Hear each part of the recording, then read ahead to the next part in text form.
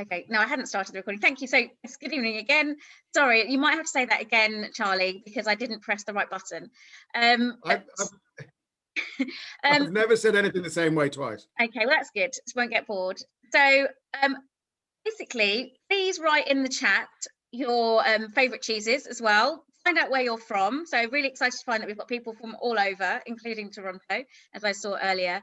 And yeah, so we've got this unusual pairing this evening. I hope that you'll enjoy it. So Charlie, do you want to just quickly say those cheeses, just a little bit about those cheeses again, very briefly? Apologies for not... yeah, no, Will. Okay, so we're going again. This time we're going to go, okay, I'll be more serious this time. We have Beauvale, which is a foolishly named with a French name, very, very British, comes from one of the great Stilton makers, Robin Scales. We have Rosary Goat's cheese, which is as simple a beautiful cheese as you can possibly make. I mean, this cheese has, if the first cheese ever made in all the world looked like something, it would look like this. It's that source material, and that's made south of Salisbury by Rosary Goat's cheese by the Moody's. And then we have the English Pecorino, which is sort of relatively unusual, comes out of White Lake. White Lake is Roger Longman and used to be Pete Humphreys, and they kick out cheeses of the one of the most creative group of cheesemakers in the country working right now is down at White Lake, and they very rarely can spend any time doing anything without going, you know, the cheese we should make that cheese, and then they go ahead and do it. So they are really butterflies in the cheese world. So that's what we've got here to taste, but there are lots of other variations, and I hope you guys have really enjoyed the British Cheese Weekender and know that there are beautiful other British Blues, British Goats and British Sheeps out there to be had. Yeah, I had no idea of the range of British cheeses there was, I have to say. So this is really exciting for me. And as we go along with this this event this evening, you please feel free to write to each other, just express your feelings about the pairing in the chat. We've also got a Q&A area as well. So any questions, pop them in there. And I have seen there is a question in the chat, which I'll try to answer. But you can use the Q&A area for questions and the chat area for kind of basic chats. And I'll try and keep on top of it. We don't have a long time, so we probably just should get started, really, shouldn't we? Yeah, that we should. So I chose 3 quite odd wines, maybe odd, lesser known. This is why it was difficult getting hold of them. So the first wine I chose was a Bacchus. So Bacchus is a grape variety that thrives in the UK. I think as our still wines go in the UK, we're growing some lovely Chardonnay, making that into still wines. We know there's English quality sparkling wine, which happily also goes incredibly well with cheese. But Bacchus for me is quite reminiscent of a Sauvignon Blanc. It's got, if you put it in front of you now, I've got mine is the Litmus Bacchus, actually. So they this is in partnership with Denby, so in Surrey. So this is about, I think, 15 quid. It's skin contact. So someone was saying something about orange wine, asking about, does orange wine work with cheese? Well, we're about to find out, I think. One of the things about orange wine is it's white wine with skin contact. Although this has got some Pinot Noir in it as well, 10%. Skin contact means that you get this kind of phenolic, it's kind of almost tannins. And as we hopefully know, or not, we'll find out that tannins and cheese are a match made in heaven. So the cheese and the saltiness and the fat will really soften tannins. Also, the thing I really wanted to show about this Bacchus is its kind of tanginess, its freshness, its vibrancy. It's got really high acidity. And I just thought, it would be a perfect pairing with a fresh, tangy goat's cheese.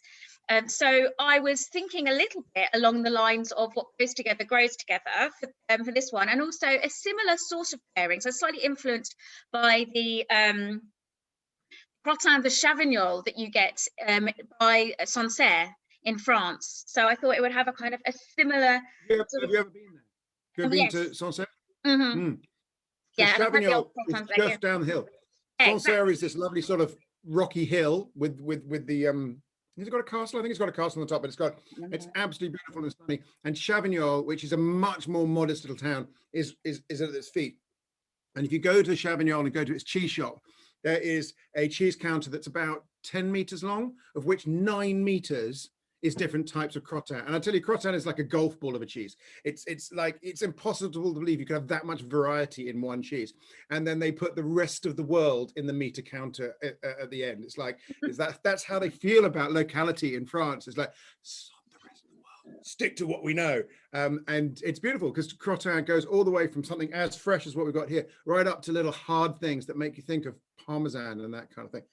But one of my favorite cheese and wine experiences was Sancerre and crottin, sitting on the roof of my car underneath the big plane trees down by the river underneath Sancerre.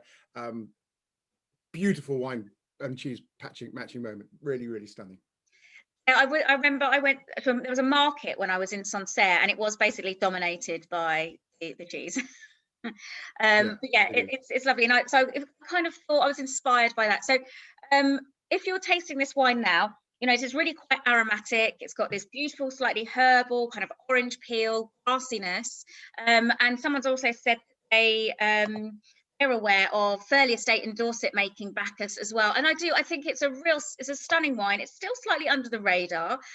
You're enthusiasts, that's why you're here. So you may well have heard of it. But, I think it's one of these wines that we need to taste more of it. And it's perfect wine for the summer because it's just so refreshing. So I wanted that kind of lighter yet sort of aromatic sort of pairing. So what do you think? Have you tried the wine with cheese here, Charlie? Well, I just want to tell you which wine I've got. I've got Hidden Spring. What do you know about them? I'm allowed to swallow, aren't I? It's like almost 10 o'clock. No, Hidden Spring, I don't know anything. What's the have the name of the producer? EN21, so it's not far from here. It's down in Sussex. So very local. Yeah, well, we're not that far. You know, they're making Bacchus in Kent, Chapel Down, as we can see, in Dorset, where you are in Surrey. So it's not far. We can get Bacchus is growing quite a lot around the UK, and it is a very, very refreshing wine. So yeah, do you think this goes well with well, when you ask for fresh goat's cheese, the fresh goat's cheese, the styles you're talking about there are the natural Loire cheeses, which is the crottin, the Celsius, the Valençay, the Pellini, the Saint-Maur de Touraine. It's really a collective of great goat's cheeses, PDO goat's cheeses, in fact. But they're all matured on, and they are mold ripened. They're almost all lactic fermentation, which means you get that sort of soft, fluffy, almost ice cream, and not hard ice cream, but the way you make ice cream comes a little bit fluffy when you cut through. But they're a bit more developed than what we were having here. So in that sense, it's not the match that you would expect to get in that Loire space. So when you match these, but the Bacchus I'm having is a very gentle white. It's not got much fruitiness. It's very cool. It's very much of the sort of the spring water end of wine, if that makes sense. Yeah, so the one I've got is a little bit more grippy, a little bit more phenolic, but it's still got that signature Bacchus kind of tangy, herbal or sort of herbaceous quality, which I find really lovely. And again, I think you can get more herbaceousness coming through in cheeses, can't you? Because of what the animals are eating. Yeah, I mean, goats are notorious for being able to eat anything. And if you look at some of the really, really professional goats cheese makers, the people who go for awards now, they end up putting their goats in 365 days a year, because a goat cannot be trusted not to go and eat anything. Goats can climb trees. I'm not joking. Goats can do anything, and they will eat anything. They're the most rapacious. They're the locusts of the sort of agricultural world. Don't call goat a locust. In a nice way, you know, just they're versatile. That's what they are. They can go and eat just, you know, from brambles to nettles, the wild garlic, anything like that. Once. I don't want to know what the cheese tasted like from that, but yeah, that was an experience. I'm not going there. So absolutely right. So the flavors of goat's cheeses have to be controlled by cheesemakers. Cheesemakers have to be really cautious about what they feed their goats, because the flavor carries right through into the milk. And with a fresh cheese like this, it's going to carry up straight away, because it's got very little chance to add additional flavors through the enzyme activity that you would develop in older cheeses. I'm going to be honest here, Lauren. I'm not. This match isn't working for me. Is it not? That's a shame. I think maybe my Bacchus is a little bit more powerful than yours, so that the cheese stands up to it. I think it's because the cheese is not powerful enough. That's where I'm sitting here. Yeah, I think the cheese is too light, too fresh. I'm getting acid on acid, if that makes sense. Yeah, that makes sense. But I'm an acid freak, so for me, I'm very happy. Okay. But then I suppose this is the thing about pairing, that it doesn't, the same things don't work for everyone. So it'd be really, really interesting to see your comments, actually. So those of you that are doing a similar thing, and I'm aware that we might not all have exactly the same cheeses or exactly the same wines, but this is a voyage of discovery, because particularly as these are wines that we wouldn't conventionally know to pair with cheeses. And you know, I was asked to do something slightly unconventional, and here we are. I have done. I mean, I've spoken to cheesemakers who recommend completely different wines at different ages of their cheeses. So if you go and talk to the Parmesan makers, they'll talk about starting with white wines for their young Parmesans, up through some pink wines into some red wines or some fizzy wines. And you're thinking, how do I translate that into an English wine where people need rules that work so that they can buy right? But this is what happens. Cheese changes radically during its lifetime, and I think we've got an example here of we've gone for something very traditional that should work, but the cheese I have in front of me is too young and falls out of the bracket, and so we've got. I think I've got a miss. Well, I personally like this pairing, but it would be interesting to see it with other goats cheeses. And someone said something about ferment, great. That's also high acid. So again, if you're not on that, you don't want that acid on acid, probably wouldn't work. But what would you say if you were, what would be a wine that you've had in your experience, Charlie, that you would go, yeah, that would go really well with this rosary goat's cheese or a young goat's cheese? The cheese I've got, I honestly think that I'd end up with something. I would go for something sweeter, so something deliberately sweet, but also maybe something appley, something with more sweet fruits. So like a Vouvray or something would work, maybe. Yeah, so I would. Demi-sec Vouvray. Yeah. I mean, if you look at the way these cheeses are presented that just looks like white to everyone. Cheeses is presented as cheeses. They are one of the best matching cheeses for all sorts of herbs and fruits. There's even a lady called Chris Lloyd in Australia who's matching it with green ants. So they actually sprinkle green ants on the top of the cheese, which has a really interesting lemongrass flavor. I've heard about this. I've heard fascinating. About the citric thing that you get from ants, and there's a gin made with ants, and that's why one of the botanicals, made by Cambridge Gin company. So I think it's quite pricey, but I heard it gives a citric edge. There we go. Isn't that interesting? So it goes really well with really strong peppery things. So maybe a really sort of a spicy wine or something like that. Like a Syrah, maybe. Would a red wine be okay with this, or would you still be? Maybe no. Maybe something heavily fruity, something with some big red berries in it. Maybe a strawberry type of rosé. Do you know those kind of those strong strawberry notes or something like that? Well, maybe it will go better with the next wine. Potentially, because I think this is something we can chop and change, can't you, with cheese? Because what the great thing is, we've got almost infinite combinations here. Someone was asking as well about English sparkling wine and what cheeses go well with that. And I think, again, I've always thought goat's cheese goes well with English sparkling wine, but like Charlie said, there's such a range of goat's cheeses. But again, English sparkling wine quite acidic. So I'm just going to lean in on the English sparkling wine thing. The classic combinations with French sparkling wines are cheeses like Chios, which is a lactic set white mold, Camembert mold outside. So you don't want to go for Camemberts because they've got the wrong kind of make inside them. But something like a Pavé, which is actually sheep's milk by White Lake, Pavé Cobble would be something that I would take for champagne. So you're looking for a lactic set white mold cheese to echo that French style. Quite technical, isn't it? Oh yes, come and study with the Academy of Cheese, and you'll know why good cheese is made and how it's made. That's the way forward. Now I know what it feels like to be a student again. So moving on to the second wine. So this is a Lambrusco, a wine that I feel is quite overlooked. We don't really think of Lambrusco very much, and I think people can be a bit snotty about it. But what I love about it is its vibrant fruit, lots and lots of red fruit. It does have quite grippy tannins, so I thought, well, let's go with something that will really soften those tannins. And also, again, I was sort of inspired by the what grows together goes together kind of thing.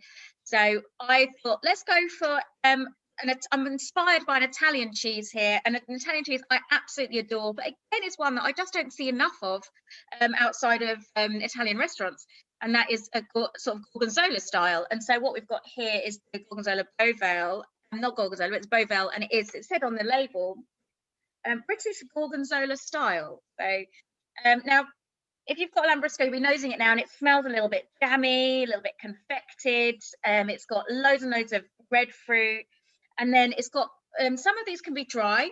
The one I've got is, so I'll show you.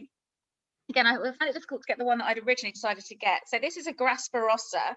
So that's one of the sort of sub-regions of Lambrusco. So it's a better quality than your sort of your Moderna or your general wider region Lambrusco.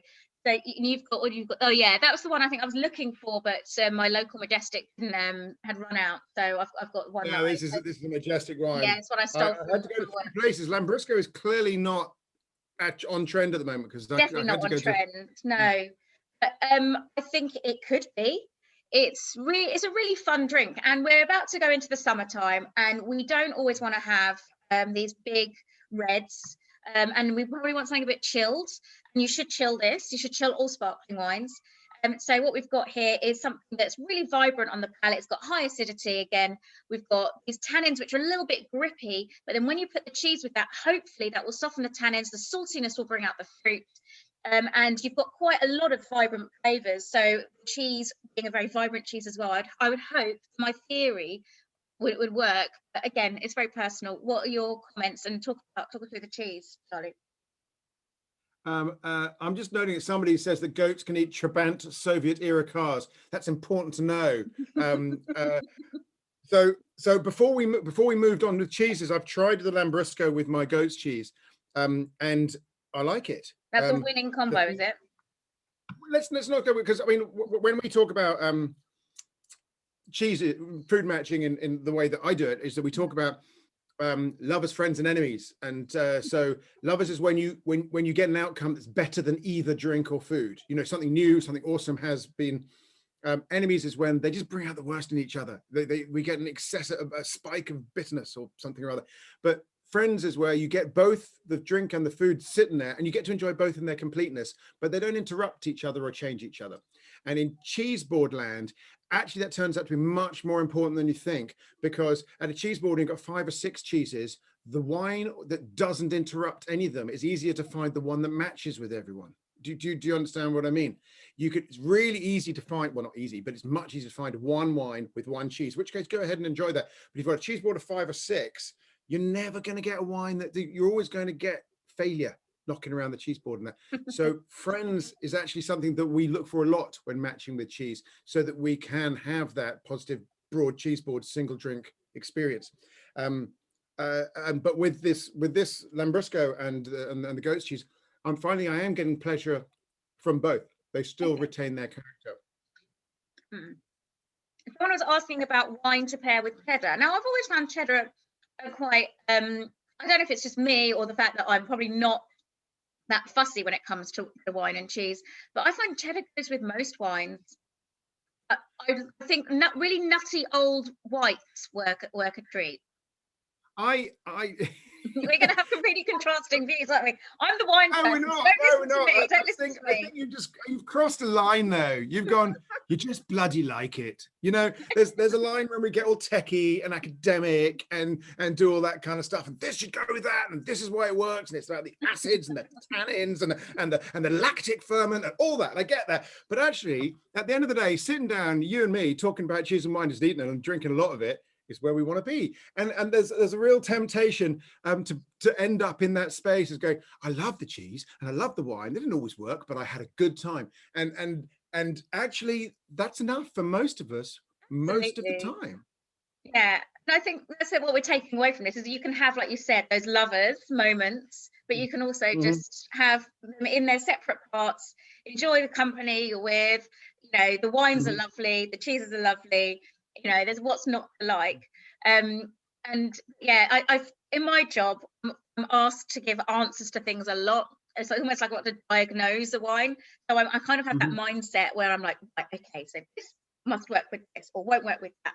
But yeah, fundamentally with cheese, I will happily just sit there post meal, in fact pre-meal often, and just nibble and yeah. I agree with that. I think one of the reasons that cheddar is a good partner in general apart from the fact that it has this acid bend, which can put you off not match with some wines, is that it's robust and it stands up and it's easy to understand and people are familiar with it. So wines have difficulty knocking it over. Do you know what I mean? So I did some fantastic pairings with Gruyere with lager. Lager is a pretty dull drink, let's be honest. And That's good to know. But it knocks even the best Gruyères fall over in the face of lager. It's fascinating. I mean, taking the Beauvais, which is a brilliant cheese. Oh, so it's inspired. Beautiful. It's inspired by Robin Scales and who else made it with him? Howard Lucas.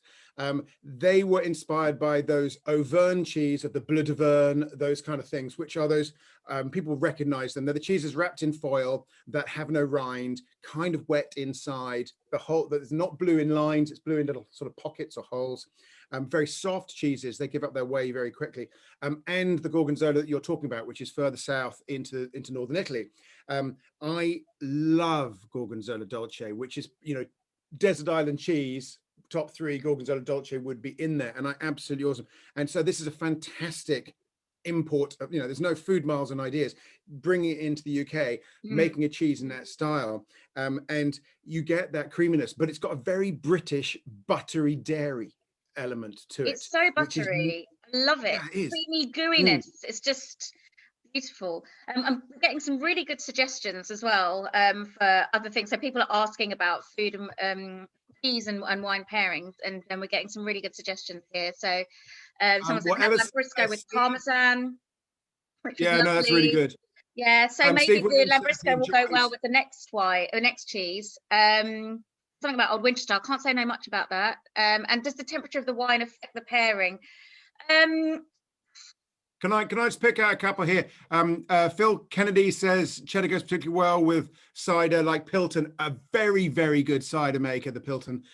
His name is going to come to me in a second. Really nice cider maker there. But also we've got I don't know if some of the Sunset Cider Brandy Company, which is Julian Templey makes a apple cider, apple brandy and apple juice blend called Pomona, which is like that Gascon a flock. Do you know flock? So yeah, go on. No, you go.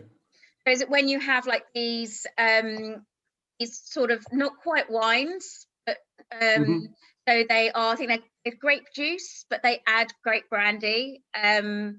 Yeah, so a bit like the Pinot de Charente or Macvan. Yeah, there are quite a few knocking around France. Like that, yeah. The only one I know in the UK is Julian Templey's Pomona and the Kingston Black, which is like a sister drink, where they use exactly the same, but use apple. So apple brandy and apple juice. And that gives a really pronounced, slightly sweet, we call it an apple port. He said Martin Berkeley. He's it's just really good. It's a classic combination, his apples with cheddar, but that's not to say it doesn't go with other things. So yes, there's been quite a few questions. Something about going well with Old Winchester. What do you know about Old Winchester? Old Winchester is the I can't remember exactly age, but it's the older version of Liban made by Mike Smales, not far from where Rosary is made. It's a Gouda style. He's a very, very, very nice bloke, Mike Smales. He works closely with the Academy. If you do the Academy Level 1, the video you see of cheese making is made in his dairy. It's old Goudas have a brilliant capacity to age enormously at that sort of 14, 18 month stage. And that's where that Old Witch, so it's a British Gouda. Yeah, it's really, really good. Highly recommended. So what I'm thinking is really fun here is that you're trying the different cheeses with the different wines. And I think we can do a bit of that back and forth, because this is slightly uncharted territory for me. And this is my first cheese and wine specialist sort of session that I've done, but also I've not really tried to pair these wines with cheeses before, apart from sherries. I've done quite a bit of sherry pairing with cheese, although this is a new one for me. So talking of sherry. No, I'm not going to let you move on just yet. Okay, this sorry. Lambrusco is... No, I'm the one who really raise a glass for Lambrusco. I think we should try a lot more cheeses with Lambrusco. I'm loving the way it brings, to be honest, a slight cherry flavors, like a black cherry flavor in there. I think this could be the cheese matching drink of the summer. I'm loving this. Well, I'm really happy to hear that, because I did take a bit of a punt. It's not something I see paired with cheese very often. Mm. It's a But very, again, it's a really big heritage drink, Lambrusco. It's got a PDO. It's got enormous. One of those things that sort of got caught up in the enthusiasm of flares in the 70s, and never quite recovered. To be honest, Gorgonzola had the same problem. Everyone brought Gorgonzola over, and it kind of faded away. But I highly recommend good quality Lambrusco. Great. And then, like, someone did say that they'd had Parmesan with it before, and I suppose again that's sort of, it's all in the same area, isn't it? So obviously that can work very well, and it's lovely to have those local pairings. So I'm aware of time, so maybe we should try the Amontillado sherry. So I'm a big sherry lover. I'm a certified sherry educator. I'm slightly obsessed with it. I know it's going a little bit of a renaissance. I'd say a mini one, but it's because it's definitely a trendy drink at the moment. If you are living in a big city and sort of know quite a bit about wine, I don't think it's going to suddenly start overtaking sales of Sauvignon Blanc, but it's definitely getting a bit more popular. So one of my favourite sherries is an Amontillado, because it's so complex. You have these flavors and aromas from biological aging, so it's aged under yeast. So that gives it this kind of bruised apple, these yeasty notes, so like marmite, olive brine. But then this has also been aged oxidatively. So then you start getting these beautiful characters like caramel, nuttiness, dried fruit. It's a really complex wine. This was, I think, only about $11.99. This is from Waitrose. You've got, I think, a slightly posher one there, Charlie. That's the only one they had, yeah. But to be honest, you know, it's so complex, and I can't believe that these are the prices. Someone just said it's so undervalued and such good value, and it really, really is. And it does have low acidity, these wines. So I'm not going to be talking about, oh, the acidity can't do the fat, etc. But what I was thinking more along the lines of was complementing flavors. So the kind of nuttiness coming with a harder cheese. And also there's a slight tang to this wine as well from the aging underfloor, and there's a tang to this Pecorino, and I just felt like that could be potentially a good match. And I was again thinking Manchego-esque when it came to the Amontillado. So what do we know about this cheese while I take a sip of this? Well, the sheep's cheese is fascinating. If you look at Spanish sheep cheese making fraternity or susternity or whoever makes it down there, it's huge. Manchego is our tip of the iceberg that we see down there. In fact, there's a vast number of really interesting sheep's milk cheesemakers, and even coming slightly over the border into France as well with things like the Osserati. It's typical for a sheep's milk cheese to run from about, well, just as it's made, so 1 month, 2 months, when the cheese is white, fatty, low nuttiness, quite wet in the mouth, right up to sort of a 12-month plus, where it's completely changed, much darker, holes are opening up, it's becoming very dry, so the first few bites aren't going to actually deliver any flavor, and then really develop some really interesting notes, and completely change from its younger. So the age of the cheese makes a huge difference in sheep's milk. And even to the point where if you look at the Manchego PDO, they actually are within the PDO rules. They specify different age groups to say what kind of cheese you can expect. And it's one of the very few cheeses that puts the aging profiles inside the PDO rules. You do get very big differences. Now, we, you know, Lauren and I here, our cheeses possibly weren't going to arrive. So I had to go and buy another one as a backup. And so this is the one that I did get. It did actually arrive, which is the White Lake English Pecorino. But the one I've got is another one from Allsop and Walker called You Eat Me, which is, I know, but it's actually a slightly older age profile. So I'm tasting these together. This one, moderate match. This one, very positive match. And we're talking 120 miles from each other inside the UK, very much on the same parallel, so same weather profile. But this one is sitting there at about a month and a half older, and is working much more nicely. So yeah. I think your sherries might have different sherries for different age groups for your sheep's cheese. I think that's a really good point. And actually, I really love this cheese, but when I tasted it earlier, I was like, it tasted a little bit too young, just a touch. I wanted a bit more nuttiness. But having said that, what I really like when I've had both of these together on the palate is they both have this very dry finish. Like they finish harmoniously. So there may be a little bit of kind of a wobble around the flavors together, but the finish is very harmonious. I quite enjoyed that. element of it. But yeah, whenever I've paired aged sherries, whether it's been biologically aged with some oxidative aging or just oxidatively aged, I've always gone for a really as old a cheese I can get. Things like really old aged Comtés work really well. I found in my experience. But yeah, I just love sherry, and I think it's just such a good excuse for me to get out of sherry, really. It's all about you, Lauren. At the end of the day, it's all about you. Yeah. But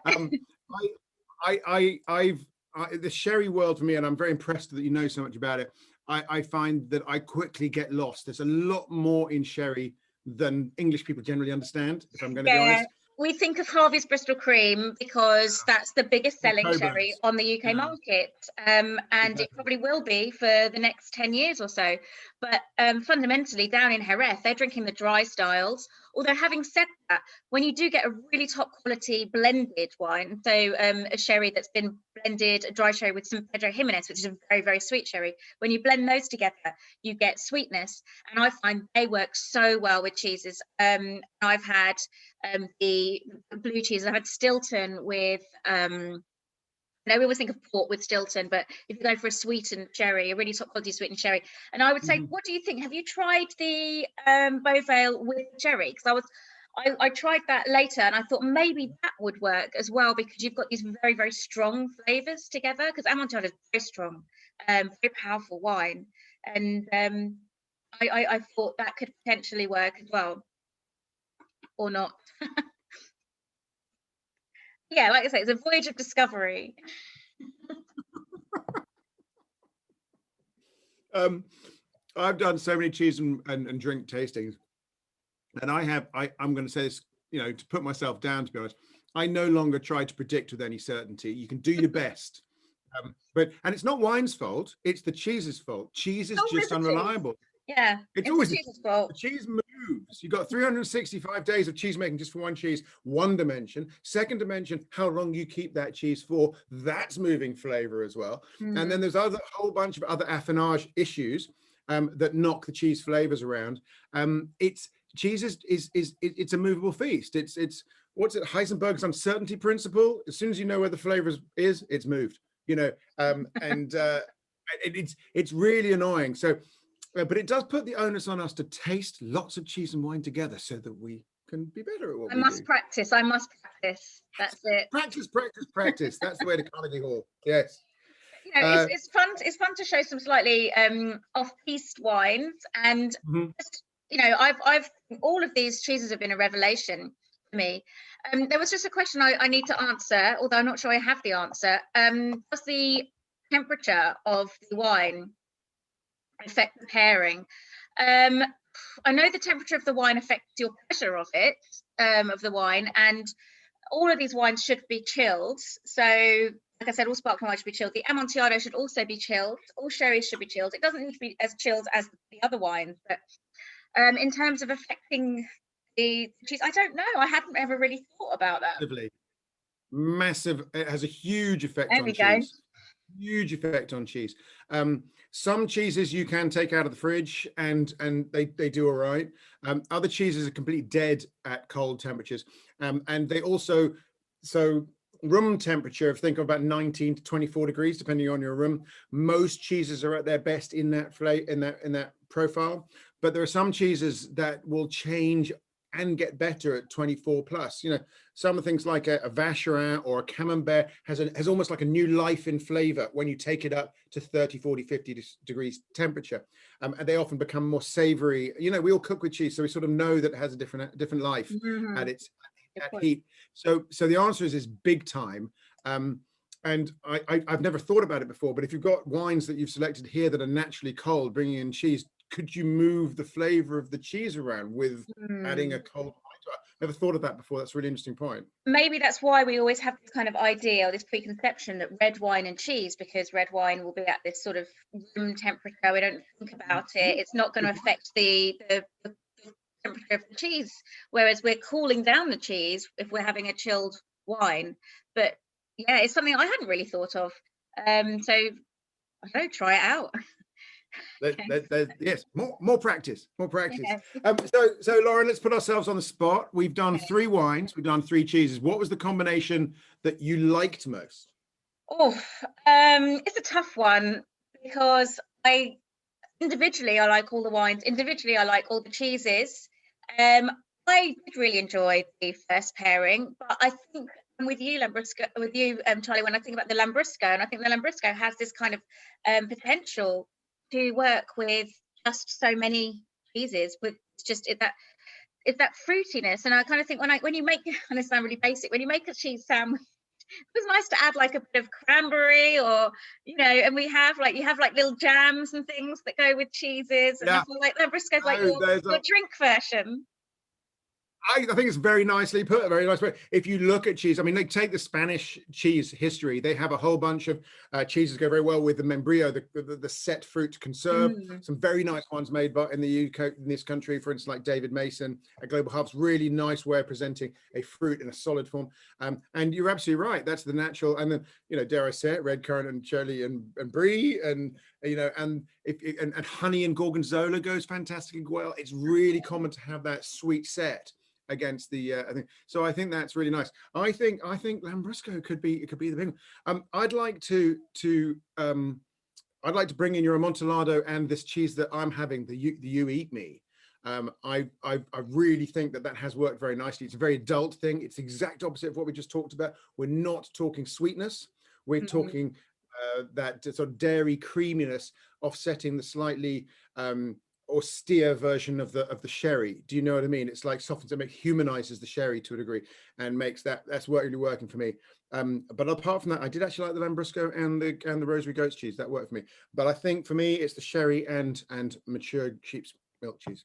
Brilliant. And if anyone else has got any comments on their pairings, if you've been doing the same, or if you've been doing something slightly different that's worked for you, that'd be great to hear about.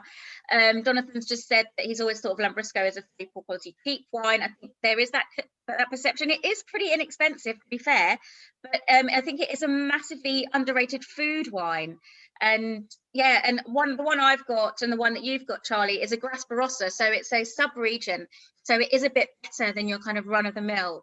And I think it's got those kind of slightly chalky tannins that really kind of, cheese is made to soften those kind of chalky tannins that you can get in these wines. And yeah, I'm really pleased that I chose that to show this evening. Yeah, I think that's your pick of the night. I do think that people are drifting away, possibly going to bed. It's nearly chucking out time at the time. So should we wrap it up? Thank you so much, everyone who's still here. There's still 34 participants, so we must have been entertaining some people. So I think it's good night from me and good night from him. Is that how it works here? I think that's right. Yeah, thank you ever so much. I'm going to take care and have a great rest of your weekend.